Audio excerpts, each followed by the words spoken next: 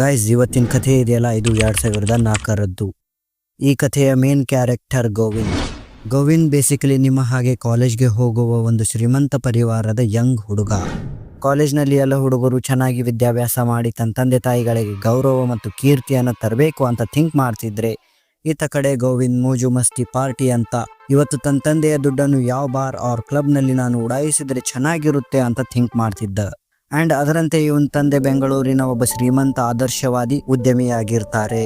ಹಾಗಾಗಿ ಅವರಿಗೆ ತನ್ನ ಮಗನೂ ಸಹ ತನ್ನ ಹಾಗೇನೆ ಒಬ್ಬ ಆದರ್ಶವಾದಿ ವ್ಯಕ್ತಿಯಾಗಿ ಬೆಳೆಬೇಕಂತ ಆಸೆ ಇರುತ್ತೆ.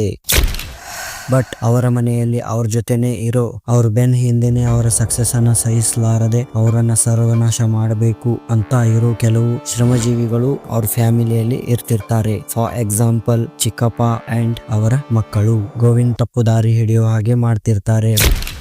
ಒಂದು ದಿನ ರಾತ್ರಿ ಗೋವಿಂದ್ ಮತ್ತು ಗೋವಿಂದ್ ಫಾದರ್ ನಡುವೆ ಸ್ವಲ್ಪ ಜಗಳ ಆಗುತ್ತೆ. ಅವನ ಒಂದು ಬ್ಯಾಡ್ ಬಿಹೇವಿಯರ್ ನ ಸಲುವಾಗಿ. ಅವನು ಅವ್ರ ತಂದೆಯ ಮಾತನ್ನ ಕೇಳಿದ್ರೆ ಅವನಿಗೆ ಬಹಳ ಚೆನ್ನಾಗಿರ್ತಿತ್ತು ಆ ದಿನ ನೈಟ್. ಬಟ್ ಇಲ್ಲಿ ಗೋವಿಂದ್ ಆ ರಾತ್ರಿ ಫುಲ್ ಸೆಟ್ ಮಾಡ್ಕೊಂಡು ಜೀವನದಲ್ಲಿ ಏನೂ ಇಲ್ಲ, ಸುಸೈಡ್ ಮಾಡ್ಕೊಂಡ್ರೆ ಆಯ್ತು ಅಂತ ತಂದೆಯ ಕಾರನ್ನ ತಗೊಂಡು ಬೆಂಗಳೂರಿನ ಹೊರವಲಯದ ಹೈವೇ ಮೇಲೆ ಕಾರ್ ಫುಲ್ ಸ್ಪೀಡ್ ಆಗಿ ಡ್ರೈವ್ ಮಾಡ್ಕೊಂಡು ಹೊರಟು ಹೋಗ್ತಾನೆ. ಅವನ್ ಮೈಂಡ್ ನಲ್ಲಿ ಕಾರ್ ನ ಟಾಪ್ ಸ್ಪೀಡ್ ಎಷ್ಟು ಇದೆಯಲ್ಲ ಅಷ್ಟು ಸ್ಪೀಡ್ ನಲ್ಲಿ ಓಡಿಸಿ ಆಕ್ಸಿಡೆಂಟ್ ಮಾಡ್ಕೊಂಡು ಸಾಯ್ಬೇಕಂತ ಫಿಕ್ಸ್ ಆಗಿರುತ್ತೆ. ಬಟ್ ಇವನು ಕಾರ್ ಹೇಗೆ ಓಡಿಸ್ತಿರ್ತಾನಲ್ಲ ಆ ಟೈಮ್ ನಲ್ಲಿ ಎದುರುಗಡೆ ಒಂದ್ ಟ್ರಕ್ ಬರುತ್ತೆ. ಇನ್ನೇನ್ ಆ ಟ್ರಕ್ ಗೆ ಇವನ್ ಕಾರ್ ಹೋಗಿ ಹಿಟ್ ಆಗ್ಬೇಕು ಅಷ್ಟರಲ್ಲಿ ಅರ್ಜೆಂಟ್ ಬ್ರೇಕ್ ನ ಹಚ್ಚಿ ಆ ಒಂದು ಕಾರ್ ನ ಸ್ಟೇರಿಂಗ್ ನ ಇವನು ತಿರುಗುತ್ತಾನೆ. ಯಾರು? ಗೋವಿಂದ್. ಆಗ ಅವನಿಗೆ ಬೀಜಗಳು ಬಾಯಿಗೆ ಬಂದ್ಬಿಟ್ವು ಅಂತ ಅನ್ಸುತ್ತೆ. ಅಂಡ್ ಅವನ ಕೈಕಾಲುಗಳು ಗಡಗಡ ನಡುತ್ತಾ ಇರುತ್ತೆ. ಅವನ್ ಎಷ್ಟು ಸಮಾಧಾನ ಮಾಡ್ಕೊಂಡ್ರು ಅವನ್ ಬಾಡಿ ಅವನ್ ಕಂಟ್ರೋಲ್ಗೆನೆ ಸಿಗ್ತಾ ಇಲ್ಲ. ಓನ್ಲಿ ಶೇಕಿಂಗ್ ಆಗ್ತಾ ಇದೆ. ಅಂದ್ರೆ ಅಷ್ಟು ಡೇಂಜರಸ್ ಸ್ಪೀಡ್ ನಲ್ಲಿ ಆ ಒಂದು ಟ್ರಕ್ ಅವನ್ ಸೈಡ್ ನಿಂದ ಪಾಸ್ ಆಗುತ್ತೆ ಗೈಸ್. ಅವನಲ್ಲಿರೋ ಆ ಒಂದು ಕ್ಷಣದ ಭಯವನ್ನ ನಾನು ನಿಮ್ಗೆ ಶಬ್ದಗಳಲ್ಲಿ ಎಕ್ಸ್ಪ್ಲೇನ್ ಮಾಡೋಕು ಆಗೋದಿಲ್ಲ, ಅಷ್ಟು ಭಯಾನಕ ಆಗಿರುತ್ತೆ ಗೈಸ್ ಆ ಒಂದು ಸಿಚುವೇಶನ್. ಆದ್ರೂ ನಿಮ್ಗೆ ನಾನು ಈ ಒಂದು ಸಿಚುವೇಶನ್ ನ ಎಕ್ಸ್ಪ್ಲೇನ್ ಮಾಡಲು ಟ್ರೈ ಮಾಡ್ತೀನಿ. ನೀವೆಲ್ಲೋ ರೋಡ್ ನಲ್ಲಿ ಹೋಗ್ತಾ ಇರ್ತೀರಿ, ಅಕಸ್ಮಾತ್ ಒಂದು ಯಾವುದೋ ವೆಹಿಕಲ್ ನಿಮ್ ಎದುರುಗಡೆ ಬಂದ್ಬಿಡುತ್ತೆ ಅಂಡ್ ನಿಮಗೆ ಅನ್ಸುತ್ತೆ ನನ್ನ ಕಥೆ ಇಲ್ಲಿಗೆ ಮುಗೀತು ಅಂತ. ಅಷ್ಟರಲ್ಲಿ ನಿಮ್ಮನ್ನ ಯಾರೋ ಸೈಡ್ ಎಳೆದ್ ಬಿಡ್ತಾರೆ ಅಂಡ್ ಅವರು ನಿಮ್ಗೆ ಬೈತಿರ್ತಾರೆ. ಆ ಒಂದು ಕ್ಷಣದಲ್ಲಿ ನಿಮ್ ಹಾರ್ಟ್ ಬೀಟ್ ಹೇಗಿರುತ್ತಲ್ಲೋ ಗೈಸ್, ಅದೇ ತರ ಇವನಿಗೂ ಆಗ್ತಾ ಇದೆ. ಇನ್ನೊಂದು ಎಕ್ಸಾಂಪಲ್ ಹೇಳ್ಬೇಕಂದ್ರೆ, ನೀವು ರಾತ್ರಿ ಮಲಗಿರ್ತೀರಾ, ಕನಸಿನಲ್ಲಿ ಒಂದು ಬಿಲ್ಡಿಂಗ್ ನಿಂದ ನೀವು ಕೆಳಗೆ ಬೀಳ್ತಾ ಇರ್ತೀರಿ. ಇನ್ನೇನ್ ನಿಮ್ ತಲೆ ಬಂದು ಆ ನೆಲಕ್ಕೆ ಬಡಿಬೇಕು ಅಷ್ಟರಲ್ಲಿ ನಿಮ್ಗೆ ಎಚ್ಚರ ಆಗುತ್ತೆ ಅಂಡ್ ನೀವು ನೋಡಿದ್ರೆ ಹಾಸಿಗೆಯಿಂದ ಕೆಳಗೆ ಬಿದ್ದಿರ್ತೀರಿ ಗೈಸ್ ಅಲ್ಲಿ ಪಕ್ಕದಲ್ಲಿ. ಆ ಒಂದು ಕ್ಷಣದಲ್ಲಿ ನಿಮ್ಗೆ ಭಯ ಹೇಗಿರುತ್ತಲ್ಲ ಗೈಸ್, ಅಂಡ್ ನಿಮ್ ಹಾರ್ಟ್ ಬೀಟ್ ಅಂದ್ರೆ ನಿಮ್ ಎದೆ ಬಡಿತ ಹೇಗೆ ಹೆಚ್ಚಾಗಿರುತ್ತಲ್ಲ ಆ ತರ ಆಗಿರುತ್ತೆ ಇವನಿಗೆ. ಗೋವಿಂದ್ ಇವಾಗ ರಸ್ತೆ ಪಕ್ಕ ತನ್ನ ಕಾರ್ ನಿಲ್ಲಿಸಿ ಒಂದ್ 15 ನಿಮಿಷ ಥಿಂಕ್ ಮಾಡ್ತಾನೆ. ನಾನ್ ಈ ತರ ಮಾಡ್ತಾ ಇರೋದು ಸರಿನಾ? ನಾನ್ ಸತ್ತೋದ್ರೆ ಎಲ್ಲ ಮುಗಿದು ಹೋಗುತ್ತೆ. ಇಲ್ಲ, ನಾನ್ ಸಾಯಬಾರ್ದು. ನಾನ್ ರಿಟರ್ನ್ ಮನೆಗೆ ಹೋಗಿ ನನ್ ಈ ಸ್ಥಿತಿಗೆ ಕಾರಣ ಆಗಿರೋ ನನ್ನ ಫಾದರ್ಗೆ ಚಿತ್ರಹಿಂಸೆ ಕೊಟ್ಟು ನಾನ್ ಸಾಯಿಸ್ಬೇಕು ಅಂತ ತನ್ನ ಕಾರ್ನ ರಿಟರ್ನ್ ಬೆಂಗಳೂರು ಕಡೆ ತಿರುಗುತ್ತಾನೆ ಗಾಯ್ಸ್. ಸೊ ಗೈಸ್, ಇಲ್ಲಿ ಗೋವಿಂದ್ ಯಾಕೆ ಆ ತರ ಮಾಡ್ತಾನೆ ಅಂದ್ರೆ, ಗೋವಿಂದ್ ಮನೆಯಲ್ಲಿ ಶ್ರಮಜೀವಿಗಳೇನ್ ಇರ್ತಾರಲ್ಲ ಅವರು ಅವನ್ ಫಾದರ್ ವಿರುದ್ಧ ತಲೆ ತುಂಬಿಟ್ಟಿರ್ತಾರೆ. ಸೊ ಹಾಗಾಗಿ ಅವನು ಆ ತರ ಮಾಡ್ತಿರ್ತಾನೆ. ಇವಾಗ ಗೋವಿಂದ್ ರಿಟರ್ನ್ ಮನೆ ಕಡೆ ನೈಟ್ ಬರ್ತಿರ್ಬೇಕಾದ್ರೆ ರೋಡ್ ನ ಪಕ್ಕದಲ್ಲಿ ಸುಂದರ ಬ್ಯೂಟಿಫುಲ್ ಗರ್ಲ್ ಒಂದು ಬ್ಯಾಗ್ ನ ಹಿಡ್ಕೊಂಡು ನಿಂತಿರ್ತಾಳೆ ಲಿಫ್ಟ್ ಕೇಳ್ತಾ. ಅದನ್ನ ಗಮನಿಸಿದ ಗೋವಿಂದ್ ಆಕೆಯನ್ನ ಕಾರ್ ನಲ್ಲಿ ಹತ್ತಿಸ್ಕೊತಾನೆ ಅಂಡ್ ಆಕೆಯನ್ನ ಕೇಳ್ತಾನೆ, ಯಾಕೆ, ಏನಾಯ್ತು, ಇಷ್ಟ ರಾತ್ರಿ ಈ ರೋಡ್ ಮೇಲೆ ಟೂರ್ ಬ್ಯಾಗ್ ಹಿಡ್ಕೊಂಡು ನಿಂತಿದ್ದೀಯಲ್ಲ ಅಂತ. ಆಗ ಸುಂದರ ಹುಡುಗಿ ಹೇಳ್ತಾಳೆ, ನಾನು ಮತ್ತು ನನ್ನ 3 ಫ್ರೆಂಡ್ಸ್ ಟ್ರಿಪ್ಗೆ ಅಂತ ಕಾರ್ನಲ್ಲಿ ಹೊರಟಿದ್ವಿ. ರಸ್ತೆ ಮಧ್ಯೆ ಸ್ವಲ್ಪ ಕ್ಲಾಶ್ ಆಯ್ತು. ಸೊ ನಾನ್ ಕಾರ್ನಿಂದ ಕೆಳಗೆ ಇಳ್ಕೊಂಡು ನಿಂತ್ಬಿಟ್ಟೆ ಅಂಡ್ ರಿಟರ್ನ್ ಮನೆ ಕಡೆ ಹೋಗ್ಬೇಕು ಅಂತ ಲಿಫ್ಟ್ ಕೇಳ್ತಾ ನಿಂತ್ಕೊಂಡಿದ್ದೆ ಅಂತ ಹೇಳ್ತಾಳೆ. ಆಗ ಗೋವಿಂದ್ ಆಯ್ತು ಅಂತ ಸುಮ್ನೆ ಇರ್ತಾನೆ ಅಂಡ್ ಇಬ್ರು ಇವಾಗ ತಮ್ಮ ಬಗ್ಗೆ ಮಾತಾಡ್ಕೊಂತ ಹೋಗ್ತಾ ಇರ್ತಾರೆ ಗೈಸ್. ಲೈಕ್ ಫಾರ್ ಎಕ್ಸಾಂಪಲ್, ಯಾವ ಕಾಲೇಜ್ಗೆ ಹೋಗ್ತಾ ಇರೋದು, ಎಲ್ಲಿರೋದು, ಬ್ಲಾ ಬ್ಲಾ ಈ ತರ ಎಲ್ಲ ಮಾತಾಡ್ತಿರ್ತಾರೆ.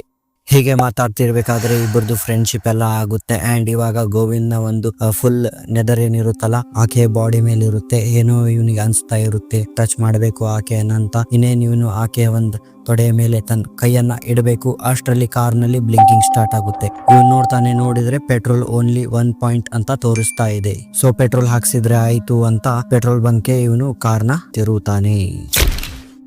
ಆ ಪೆಟ್ರೋಲ್ ಬಂಕ್ ನಲ್ಲಿ ಇಬ್ರು ಯುವಕರು ಇವನ್ ಕಾರ್ಗೆ ಪೆಟ್ರೋಲ್ ಹಾಕ್ತಾ ನಿಂತಿರ್ತಾರೆ. ಅದರಲ್ಲಿ ಒಬ್ಬವನ್ ಕೈಯಲ್ಲಿ ಪೇಪರ್ ಇರುತ್ತೆ. ಅವನು ಗೋವಿಂದ್ಗೆ ಕೇಳಿಸೋ ಹಾಗೆ ಹೀಗೆ 6 ತಿಂಗಳ ಹಿಂದೆ BMW ಕಾರ್ ನಲ್ಲಿ ಒಂದು ಹುಡುಗಿನ ರೇಪ್ ಅಂಡ್ ಮರ್ಡರ್ ಮಾಡಿ ಆಕೆಯನ್ನ ರಸ್ತೆ ಪಕ್ಕ ಒಗೆದು ಹೋಗಿದ್ರಲ್ಲ, ಆ 3 ಜನ ಯುವಕರಿಗೆ ಇವತ್ತು ರಿಲೀಸ್ ಆಗಿದೆ ಅಂತ ಅವನು ಪೇಪರ್ ಓದ್ತಾನೆ. ಆಗ ಇನ್ನೊಬ್ಬವನೇನವನು ಪೆಟ್ರೋಲ್ ಹಾಕ್ತಿರ್ತಾನಲ್ಲ ಗೈಸ್, ಅವನಂತಾನೆ ಹುಡುಗಿದೆ ತಪ್ಪಿರ್ಬೇಕು ಬಿಡು, ನಾನ್ ಕೇಳಿಸ್ಕೊಂಡಿದೀನಿ, ಜನ ಮಾತಾಡ್ತಾ ಇದ್ದಾರೆ, ಹುಡುಗಿ ಸಿಕ್ಕ ಅವ್ರ ಜೊತೆ ಹೋಗ್ತಾ ಇದ್ಲು ಅಂತೆ. ಅವಳ ಕ್ಯಾರೆಕ್ಟರ್ ಸರಿ ಇರ್ಲಿಲ್ಲ, ಶ್ರೀಮಂತ ಹುಡುಗರು ಅಂತ ಅವ್ರ ಜೊತೆಗೆ ಹೋಗಿದ್ದಾಳೆ, ಅವರು ಆಕೆಯ ಜೊತೆ ಸರಿಯಾಗಿನೇ ಮಾಡಿದ್ದಾರೆ ಅಂತ ಇವರು ಮಾತಾಡ್ಕೋತಿರ್ತಾರೆ. ಅಷ್ಟರಲ್ಲಿ ಇವನಿಗೂ ನೆನಪಾಗುತ್ತೆ ಇವನದ್ದು ಸಹ BMW ಕಾರ್ ಇದೆ ಅಂಡ್ ಕಾರ್ ನಲ್ಲಿರೋ ಹುಡುಗಿ ಸಹ 3 ಜನ ಯುವಕರ ಜೊತೆ ಟ್ರಿಪ್ಗೆ ಹೋಗ್ತಾ ಇದೆ ಅಂತ ಹೇಳಿದ್ಲು. ಇವಳು ಅವಳೇನಾ ಅಂತ ಮನಸ್ಸಿನಲ್ಲಿ ಇವನು ಥಿಂಕ್ ಮಾಡ್ತಿರ್ತಾನೆ. ಹೀಗೆ ಇವರು ರೋಡ್ ಮೇಲೆ ಹೊರಟಿರ್ತಾರೆ. ಆಗ ಆ ಹುಡುಗಿ ಒಂದು ಸುಮಧುರ ಧ್ವನಿಯಲ್ಲಿ ಕೇಳ್ತಾಳೆ, ನಿನಗೂ ಆ ಹುಡುಗಿ ಬಗ್ಗೆ ಹಾಗೆ ಅನ್ಸುತ್ತಾ, ಅವಳ ಕ್ಯಾರೆಕ್ಟರ್ ಸರಿ ಇರ್ಲಿಲ್ಲ ಅಂತ. ಆಗ ಗೋವಿಂದ್ ಯಾರಿಗ್ ಗೊತ್ತು ಅವಳ ಕ್ಯಾರೆಕ್ಟರ್ ಹೇಗಿತ್ತು ಅಂತ, ಜನ ಮಾತ್ರ ಹಾಗೆ ಮಾತಾಡ್ಕೋತಿದ್ದಾರೆ, ಅವಳು ಸರಿ ಇರ್ಲಿಲ್ಲ ಹಾಗಾಗಿ ಈ ಹುಡುಗರು ರಿಲೀಸ್ ಆಗಿದ್ದಾರೆ ಅಂತ.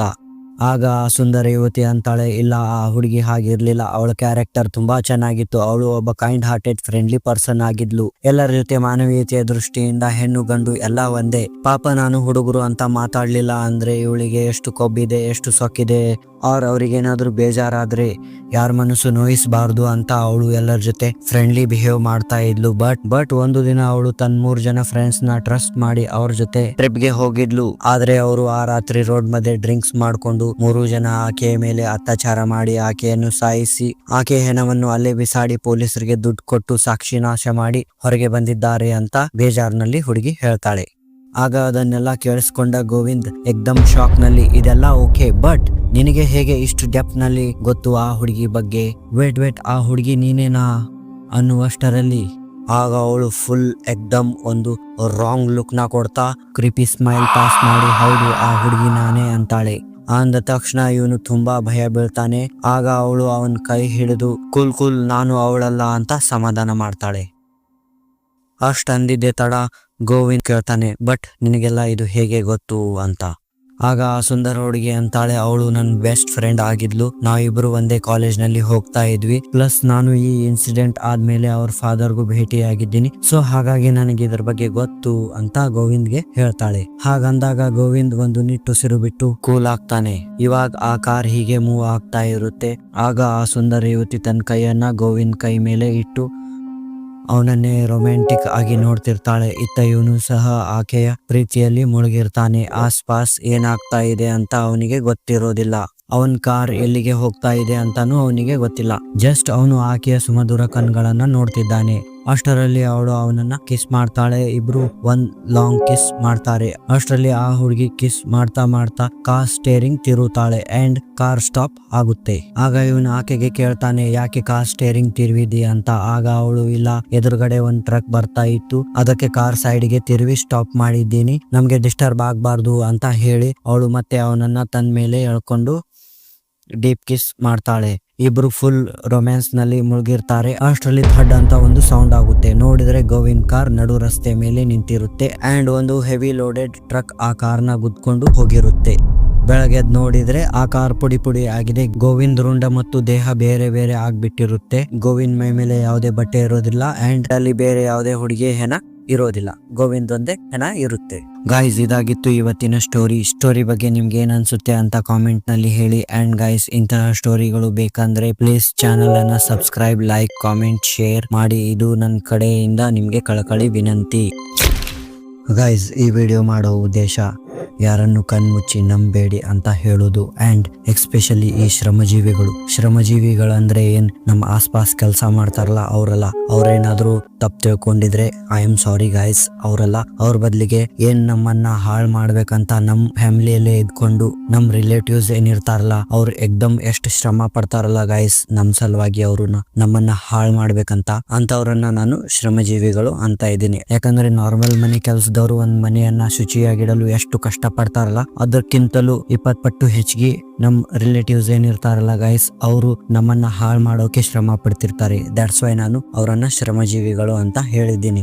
ಅಂಡ್ ಇದು ಕೆಲವೊಬ್ಬರಿಗೆ ಗೊತ್ತಾಗೋದಿಲ್ಲ, ಕೆಲವೊಬ್ರಿಗೆ ಗೊತ್ತಾದ್ರೂ ಅವ್ರು ಏನ್ ಮಾಡ್ತಾರೆ ಅಂದ್ರೆ ಸುಮ್ನೆ ಇರ್ತಾರೆ, ಹೋಗ್ಲಿ ಬಿಡು ಅಂತ. ಬಟ್ ಗೈಸ್ ನಾನ್ ಹೇಳ್ತೀನಿ, ಯಾರಿಗಿದು ಗೊತ್ತಿರೋದಿಲ್ಲಲ್ಲ ಅವರು ಒಂದ್ ಕ್ಷಣ, ಒಂದ್ ವಾರ ಜಸ್ಟ್ ಅವರನ್ನ ಅಬ್ಸರ್ವ್ ಮಾಡಿ. ಅಂದ್ರೆ ಅವ್ರು ಏನ್ ಹೇಳ್ತಿದ್ದಾರೆ ನಿಮ್ ಬಗ್ಗೆ, ನೀವೇನಾದ್ರೂ ಗೈಡೆನ್ಸ್ ಕೇಳಿದಾಗ ಅವ್ರು ಯಾವ ಟೈಪ್ ನಿಮ್ಗೆ ರಿಯಾಕ್ಟ್ ಮಾಡ್ತಾರೆ, ಅದನ್ನೆಲ್ಲ ಅಬ್ಸರ್ವ್ ಮಾಡ್ಕೊಂಡು ನೀವು ಅವ್ರ ಜೊತೆ ಹೇಗಿರ್ಬೇಕಂತ ಡಿಸೈಡ್ ಮಾಡಿ ಗೈಸ್. ಸೊ ಗೈಸ್ ಇದಾಗಿತ್ತು ಈ ವಿಡಿಯೋದ ಒಂದು ಉದ್ದೇಶ. ಅಂಡ್ ಕೆಲವೊಬ್ಬರ ಜೀವನದಲ್ಲಿ ರಿಯಲ್ ಹಾರರ್ ಎಕ್ಸ್ಪೀರಿಯನ್ಸ್ ಗಳು ಆಗಿರ್ತವೆ, ಅವ್ರು ನನಗೆ ಹಂಚ್ಕೋಬೇಕಂತಾರೆ. ಬಟ್ ಅವರಿಗೆ ಇಮೇಲ್ ಐಡಿಗೆ ಅದನ್ನ ಕಳ್ಸೋಕ್ ಬರ್ತಾ ಇಲ್ಲ. ಸೊ ನಾನು ಲಿಮಿಟ್ಲೆಸ್ ಆಡ್ ಅಂತ ಒಂದು ಇನ್ಸ್ಟಾಗ್ರಾಮ್ ಐಡಿಯನ್ನ ಕ್ರಿಯೇಟ್ ಮಾಡಿದೀನಿ ಗೈಸ್. ಅದಕ್ಕೆ ಯಾವುದೇ ತರ ಫಾಲೋವರ್ಸ್ ಏನೂ ಇಲ್ಲ. ಅಲ್ಲಿ ಹೋಗಿ ಆ ಒಂದು ಐಡಿಗೆ ನಿಮ್ ಹಾರರ್ ಎಕ್ಸ್ಪೀರಿಯನ್ಸ್ ಗಳನ್ನ ಕಳಿಸಿ ಅಂತ ಹೇಳ್ತೀನಿ ಗೈಸ್. ಈ ಮೇಲ್ ಐಡಿದು ಅಂಡ್ ಇನ್ಸ್ಟಾಗ್ರಾಮ್ ಐಡಿದು ಲಿಂಕ್ ನ ಇಲ್ಲಿ ಡಿಸ್ಕ್ರಿಪ್ಷನ್ ನಲ್ಲಿ ಸಹ ಕೊಟ್ಟಿದ್ದೀನಿ. ಅಂಡ್ ಇಲ್ಲಿ ನಾನು ತೋರಿಸ್ತಾ ಇದ್ದೀನಿ ನೋಡಿ ಗೈಸ್. ಸೊ ಇದನ್ನ ಸೇವ್ ಮಾಡ್ಕೊಳ್ಳಿ. ನಿಮ್ ಜೀವನದಲ್ಲಿ ಆಗಿರೋ ಹಾರರ್ ಎಕ್ಸ್ಪೀರಿಯನ್ಸ್ ಗಳನ್ನ ನನಗೆ ಹೇಳ್ಕೊಳ್ಳಿ ಗೈಸ್. ನಾನು ಇದನ್ನ ಈ ವಿಡಿಯೋಗಳಲ್ಲಿ ಅಪ್ಲೋಡ್ ಮಾಡ್ತೀನಿ, ಅಂದ್ರೆ ಮುಂದಿನ ವಿಡಿಯೋಗಳಲ್ಲಿ ನಾನು ಅದನ್ನ ಅಪ್ಲೋಡ್ ಮಾಡ್ತೀನಿ ಗೈಸ್. ಸೊ ಗೈಸ್ ಹೀಗಂತ ನೆಕ್ಸ್ಟ್ ವಿಡಿಯೋ ಒಂದಿಗೆ ಭೇಟಿ ಆಗೋಣ. Thank you guys.